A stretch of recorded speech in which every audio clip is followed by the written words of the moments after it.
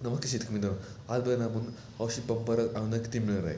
चला मग शेतकऱ्यांसाठी आनंदाची बातमी आहे की आपले जे औषधी मारण्यासाठी पंप वापरतो त्याच्यावर 90% सबसिडी देण्यात येणार आहे.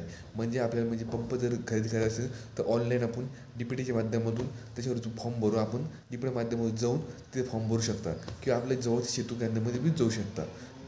म्हणजे हा फायदा असं होणार की शेतीपंपासाठी आपले औषध पंप आहे का ते आपले सबसिडी मिळणार आहे. मग औषध पंप म्हणजे आपली फवारणी करण्यासाठी कांद्यात फवारणी करायची असली, ऊसात फवारणी करायची असली किंवा कापसा फवारणी करण्यासाठी आवश्यक पडतं. सध्या तर कापसाचं सीजन चालू आहे, म्हणजे फवारणीसाठी योग्यच आहे. तर थोडं शेतकऱ्यांसाठी बातमी सरकारने मग आपल्याला पंप देणं अनुदान योजना चालू केलेली आहे. म्हणजे आपल्याला अनुदान मिळणार आहे. म्हणजे समजा 1500 पंप असला तर आपल्याला 90% अनुदान मिळेल. म्हणजे समजा ₹1000 आपल्या ₹1000 अनुदान देईल आणि ₹500 आपल्याला भरायला लागत. म्हणजे जवळच्या केंद्रावर जाऊन आपण फॉर्म भरू शकता.